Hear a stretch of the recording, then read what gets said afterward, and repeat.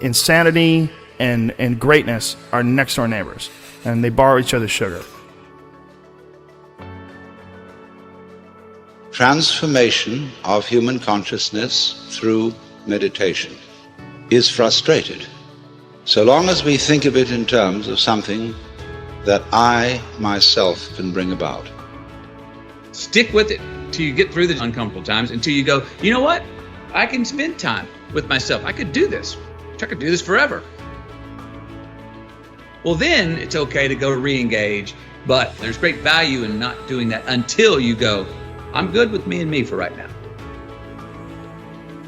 I want to show people that there is a way out, that there is a way to do more, to get more, to obtain more.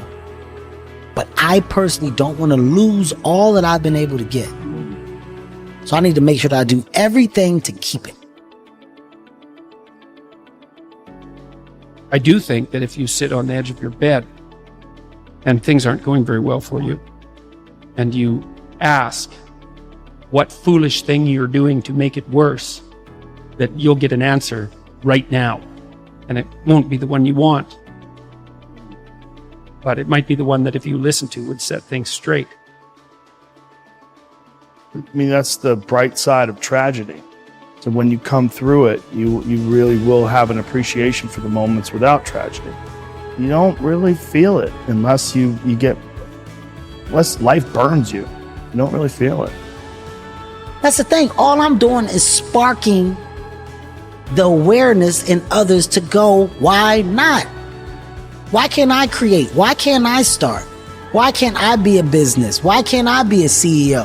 Why can't I be a tech guru? There's so much that some people just don't understand they can do. When it's all said and done, my book is going to be full of all the shit that Kevin Hart did.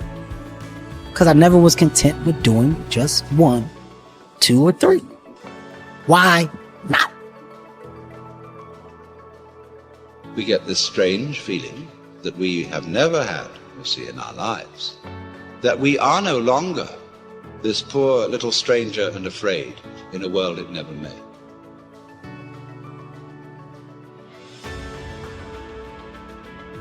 Momentum is a big thing with human beings. It's a big thing for me, at least.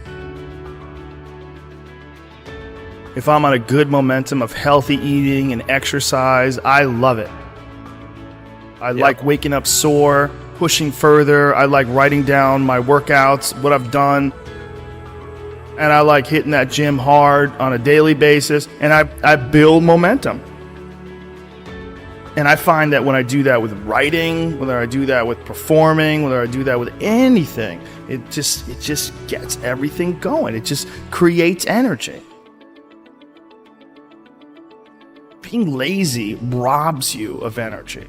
Like being sedentary, being uninspired, being bored, it robs you of one of the most precious things you can have in this life, enthusiasm.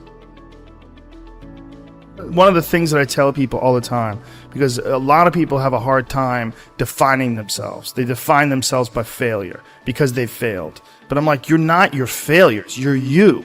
Okay, your life is a series of lessons you've learned. Now, if you just dwell on the failures, like that's not healthy. It's not smart and it's not empowering. What you got to do is look at those failures and go, well, now you know what not to do. But you're not that. You're you. It was hard because so happy to be and have the job I have. At the same time, I was like,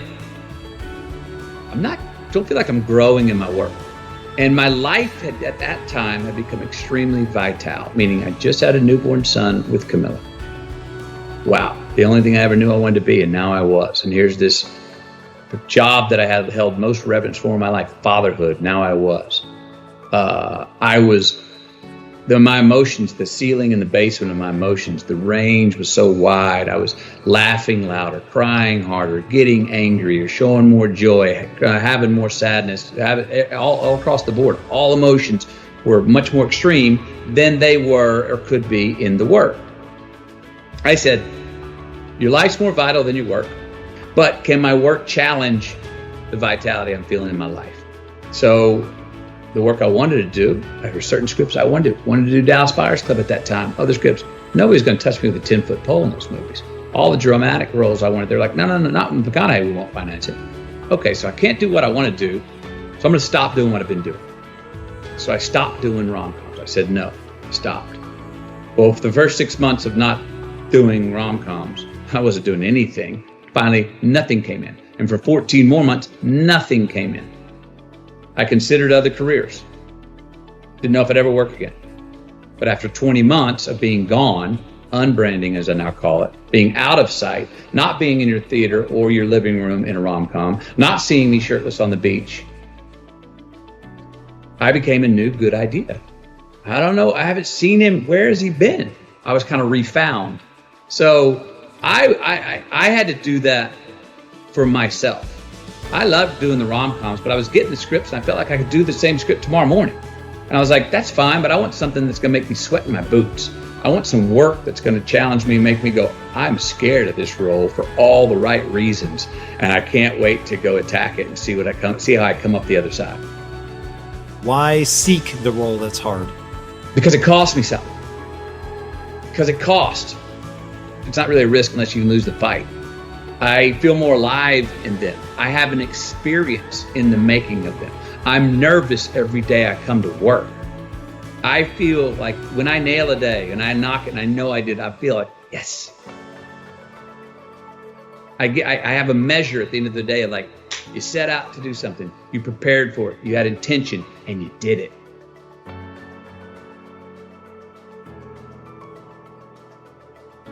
Now, there's lots of different ways to interpret the world, and you can maybe even make a case that there's an endless number of ways to interpret the world. And the problem with that is that it kind of disorients you in terms of what you should be doing. Just because there's a very large number of ways to interpret the world doesn't mean there's a very large number of productive, meaningful, and sustainable ways to interpret the world. The thing that's so interesting about the day is like a page in a book.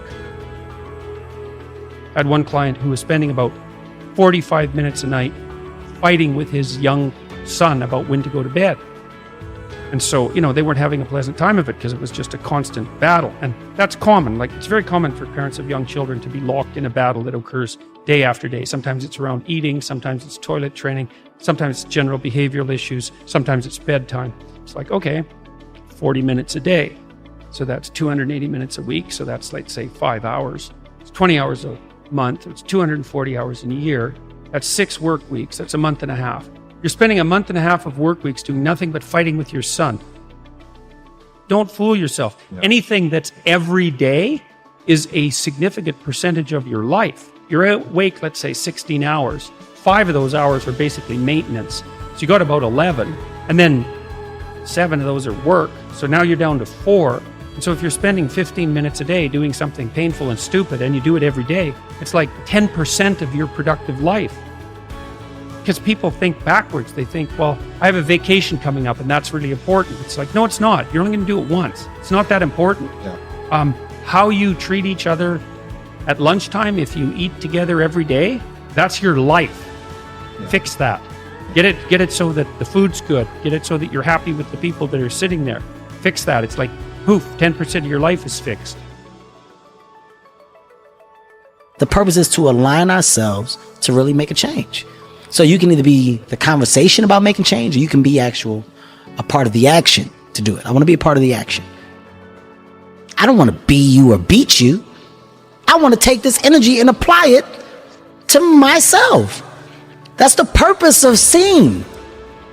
So I come here and I look at how you maneuver. I look at your setup. I not only bow down and congratulate you, I leave and I say, yo, man, I'm inspired, dude.